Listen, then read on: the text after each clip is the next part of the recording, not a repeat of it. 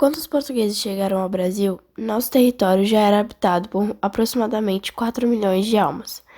Essa formação dividia-se em mais de 1.000 nações, mas a maioria delas tinha origem em dois troncos, Tupi e Macro-G.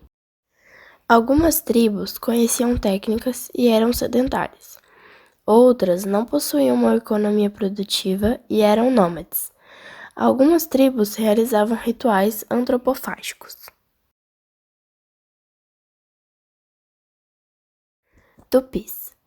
O termo tupis possui dois sentidos, genérico e outro específico.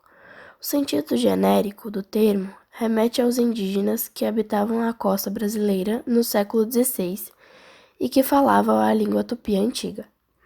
O sentido específico do termo remete aos índios que habitavam a região da atual cidade de São Vicente, na mesma época. Os tupis se dividiam em diversos grupos. Os principais eram Tupinambás, Tupiniquins e Tamoios.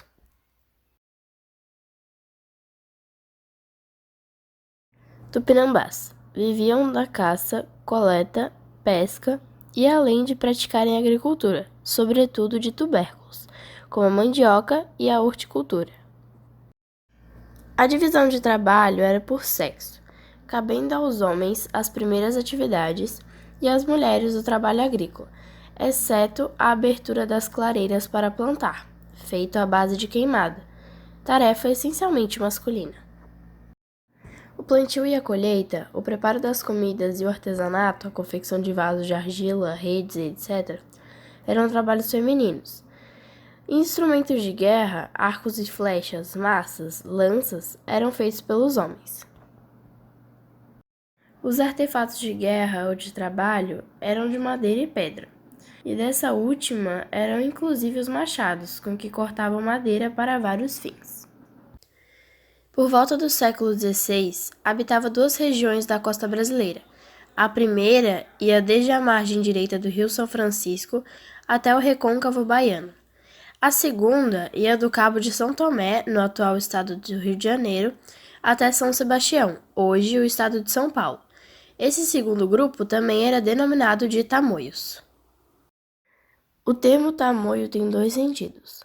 Pode se referir aos índios tupinambás, que habitavam a Guanabara até o século XVI e cujo território se estendia desde o litoral leste do Rio de Janeiro, região dos Lagos, até o litoral norte do atual estado de São Paulo, Bertioga. Eram cerca de 70.000 indivíduos. Pode se referir à Aliança de Povos Indígenas Brasileiros do século XVI, liderada pela nação Tupinambá, que congregava também os guaianeses e aimorés. Os tupiniquins são um grupo indígena brasileiro que pertence à nação Tupi. Eles habitavam, por volta do século XVI, duas regiões do litoral do Brasil, o sul do atual estado da Bahia e o litoral do atual estado de São Paulo, entre Cananéia e Bertioga, além da zona de Campos, no topo da serra, ao lado dessa última região. Foram um grupo indígena com o qual se deparou a esquadra portuguesa de Pedro Álvares Cabral em 23 de abril de 1500. Atualmente, habitam terras indígenas no município de Aracruz, no norte do estado do Espírito Santo, no Brasil. Macro-Gs. Botocudus. Os botocudus, denominação dada pelos colonizadores portugueses a diferentes grupos indígenas, também chamados de aimorés, e em sua maioria usavam botox, labiais e auriculares. Foram muito numerosos na época das primeiras incursões dos homens brancos, povoando o sul da Bahia e a região do Vale do Rio Doce, sendo, quando os portugueses chegaram ao que hoje se chama Espírito Santo, os que ocupavam o maior território e os que mais ofereceram resistência aos brancos. Eram considerados muito agressivos e, segundo algumas fontes, tinham o costume da antropofagia.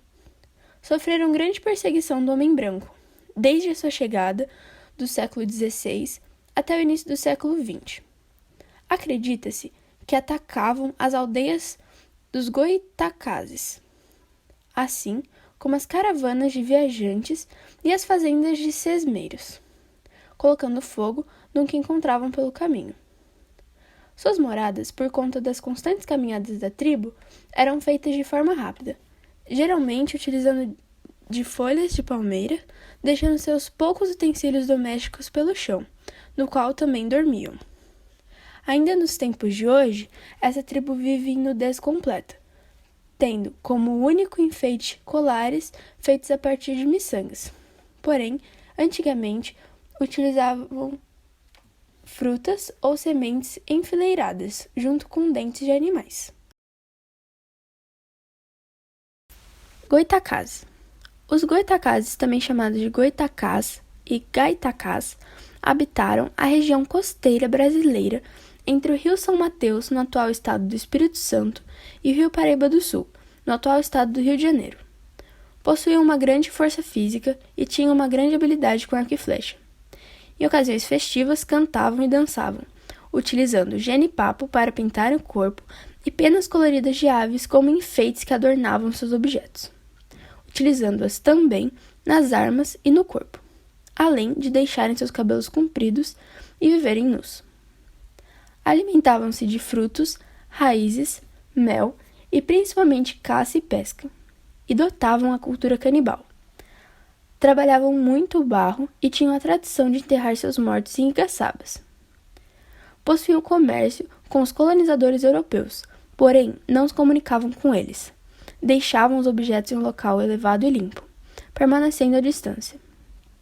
Trocavam mel, cera, pesca, caça e frutos em troca de enxadas, foices, aguardente e miçangas. Tinham também o hábito de dormir no chão e eram grandes corredores, a ponto de caçar enveados com as mãos. Assim como muitos outros povos indígenas brasileiros, guerreavam entre si e contra os seus vizinhos, e foram exterminados por uma epidemia de varíola, disseminada criminosamente pelos portugueses, que por sua vez os achavam extremamente cruéis.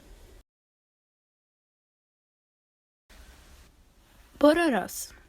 Os bororós, também chamados de otuques e boé, habitam o estado do Mato Grosso. São tradicionalmente caçadores e coletores, porém adaptaram-se à agricultura.